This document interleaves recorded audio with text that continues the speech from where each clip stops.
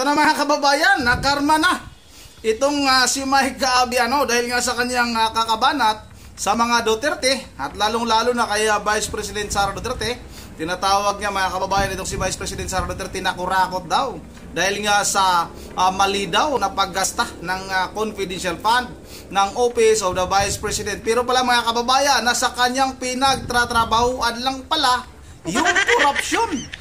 Ito nga mga kababayan, dahil nga sa ibinunyag nitong si Mike Abi ngayon, di ko lang alam kung seryoso ba talaga itong si Mike Abi mga kababayan o baka nahawa lang ito ni Pangulong Marcos mga kababayan na kunwari ibinunyag ito nga yung mga nangyayaring korupsyon sa pamahalaang ito. Kaya rin nagsalita itong si Mike Abi, nasa kanyang pinagtatrabahuan lang pala mga kababayan, nasa PTV4, sa PCO mga kababayan. Napaka-laki pala ng pira na pinag-uusapan dyan. Nawawala mga kababayan, may korupsyon pati sa PCO.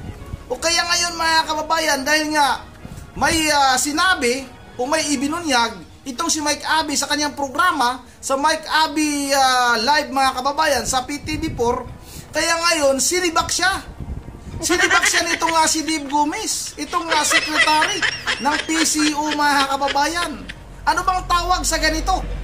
Ang tawag sa ganito mga kababayan ay karma. Dahil nga itong si Mike Abi banat ng banat kay Vice President Sara Duterte at sa mga Duterte, pero pala mga kababayan, nasa kanyang paligid lang pala yung korupsyon. At hindi lang milyon ang pinag-uusapan dito. Ayun kay Mike Abi mga kababayan, bilyon pa yung nawawalang pondo ng PCO mga kababayan. O kaya ngayon, sinibak. Sinibak na itong si Mike Abi. Kaya hindi na ito isang broadcaster mga kababayan. Isang vlogger na ngayon.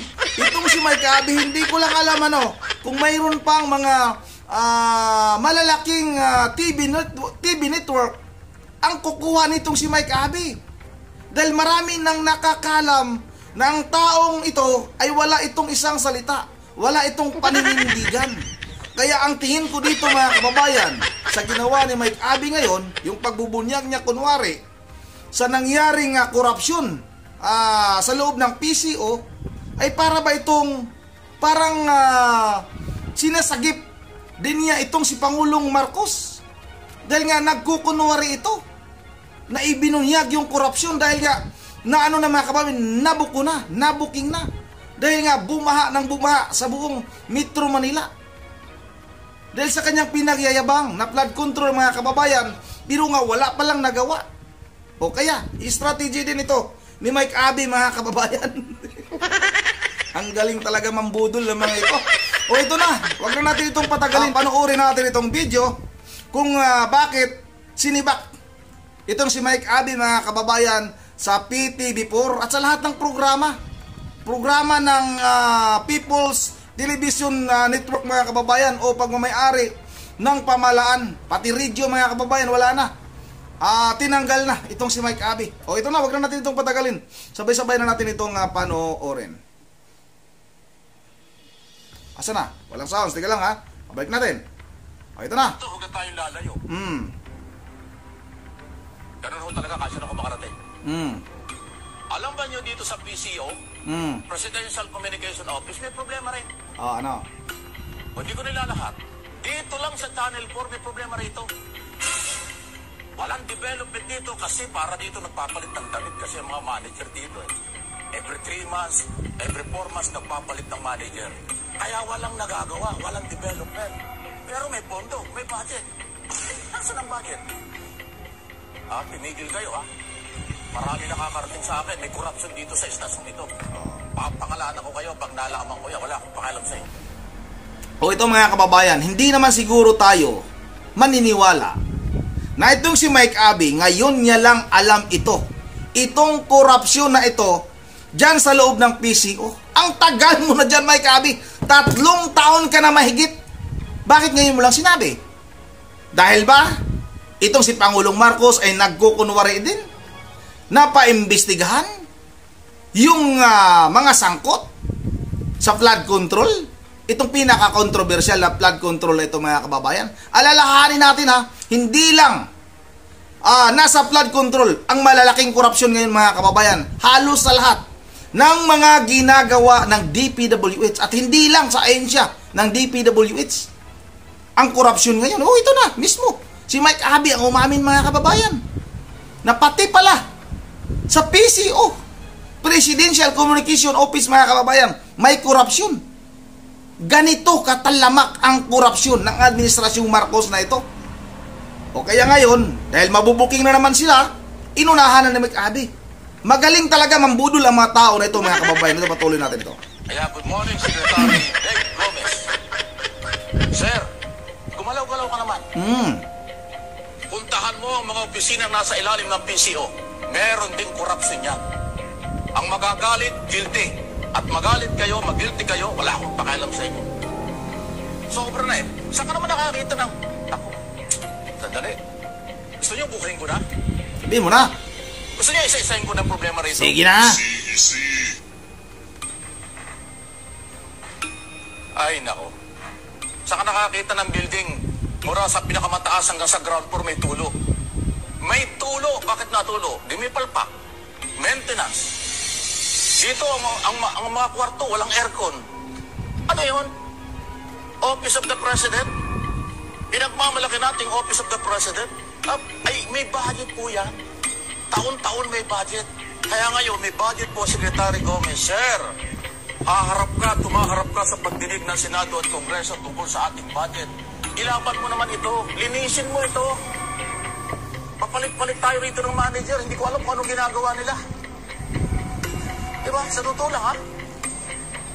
Every 3 months nagpapalit ng manager dito. Secretary. Pero nagsisimula pa lang sinibak na. O ano magagawa? Naglagay ka rito ng manager na pangmatagalan na re-reforma ng problema sa PCO at Office of the President, lalo na sa PTV. Kahit dyan sa Radyo ng Bayan, Radyo Pilipinas, akala nyo, marami rin problema dyan. Sa PIA, Philippine News Agency, lahat ng communication ng PCO, may problema, sir. Ayusin nyo. Hindi lang ang pagpapatunay lang po ito mga kaibigan, na hindi lang ang DPWS ang may problema sa paggamit ng pera. Totoo yan. Paghawak ng pera. Proposed project at budget every year. Maraming ahensya ng gobyerno ang may ganyang problema. Iisa-isahin ko yan pag dumating ang araw. Inuna ko lang, baka sabihin niya naman nakikinig, Mike, binabanatan mo kami, pero yung opisina mo, hindi mo nasisilip. Ayan, inuna ko. May problema kami rito. Baka sabihin niyo, Mike, manalaming ka. Yan ang ginagawa ko. Sasabihin ko kung saan ako nandoon, sasabihin ko kung ano nangyayari, bago ko sabihin ng iba. Para hindi nyo masilip na may pinagtatakpan tayo. Office of the President ito, pero hindi alam ng Pangulo. Maraming imposible problema, hindi sir. alam yan. Pakiayos lang po. Dahil kaya tuloy-tuloy tayong pagbabayad ng buwis, bilyon-bilyon, trilyon ang budget natin taon-taon, alam mo lang nangyayari. Nakakahiya tayo, sa totoo lang. Inulit ko, ang magagalit sa sinasabi ko, guilty. Kung galit kayo sa akin, bahala kayo sa buhay nyo. Okay? Wala, sobra na eh. Ayaw ko ng plastikan, ayaw ko ng budol, ayaw ko na nagsisinungaling. Gusto ko yung totoo. Dito sa Mike Abby Live, totoo. Pag tama, tama. Pag mali, mali. Merong korupsyong nangyayari kahit sa noon pa. Kahit dito. Alam nyo, hindi ko alam yan. Ang isang kalukuhan niya rito, tapos na. Kailan ba nag-eleksyon? Nangako sila, nagpapirma ng mga dokumento. May allowance daw mga tao rito. Masarap ng buhay nung nahalal, wala pa yung allowance. Nasaan ang pera? Paliwanag kayo. Nasaan ang pera ng mga tao? Pinagpirma nyo ng dokumento, may allowance yung mga news anchor dito. Nako. Sa PTV. Nung last election. Ano nangyari? Ano kailan ba nag-election? Mayo. Di ba? June, July, August, September, 4 na buwan. Parehang pera, hindi pa nyo mailabas. Bakit nangako pa kayo kung hindi nyo kayang ibigay? Nako po. Korupsyon yan habang nadidelay. Ang korupsyon, i-delay mo ang proyekto, i-delay mo ang pag-release ng budget, korupsyon yan. Kahit hindi mo nakawin, part yan ng korupsyon. Kasi dinidelay nyo. Bakit? Nasaan ang pera? Ito, huwag tayong lahat. Ayun na mga kababayan, hinanap na yung pera. May pangako pala sa mga news anchor mga kababayan ha. Sa lahat siguro ng pagmamayari ng pamahalaan, TV station man, mapa-radio station man yan mga kababayan, may pinapirma pala itong administrasyong ito. O ano bang tawag nito mga kababayan? Ano ba bang inaasahan natin? Bakit pinapirma sila? Ayon kay Mike Abe, para banatan nila ng banatan yung kalaban ng mga kandidato ng administrasyong ito. Di ba?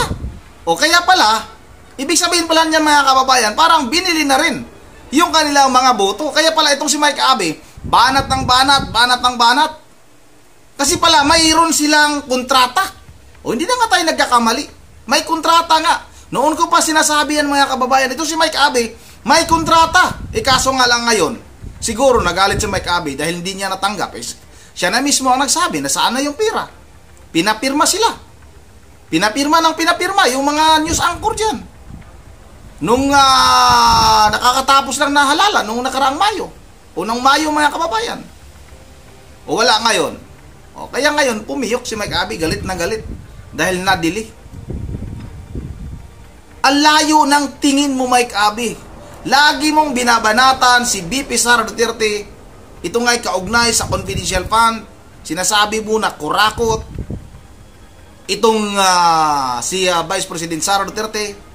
Dahil siguro, kasama siguro nga sa kontrata ninyo dyan. Ikaw naman mismo ang umami na may talagang kontrata kayong pinipirmahan. Parang sa halalan nung nakaraan. Tapos ngayon, wala pa rin bayad. Nasana yung pira, hinahanap mo nga. Talagang ito yung ang tawag nito mga kababayan. Ang tawag niyan, karma.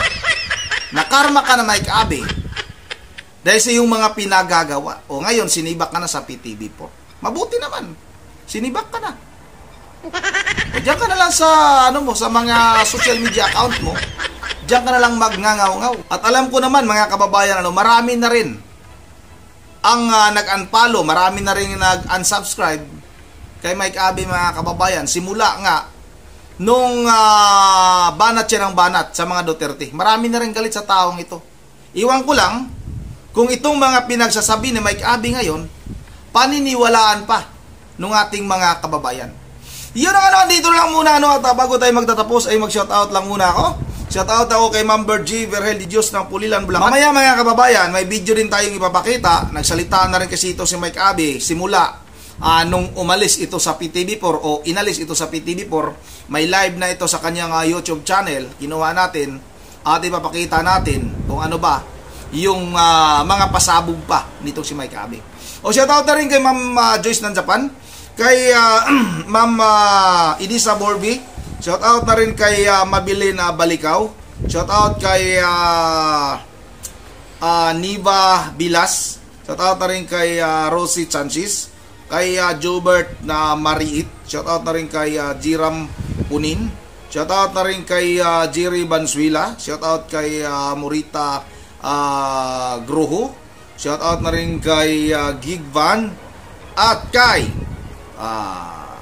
Luis Padilla. Bartolome, shoutout na rin siya, idol. At kay GC Cuber. Yun ang hanggang dito na lang muna. At once again, this is Ronnie TV mo. Ingat niyo lahat. God save the Philippines.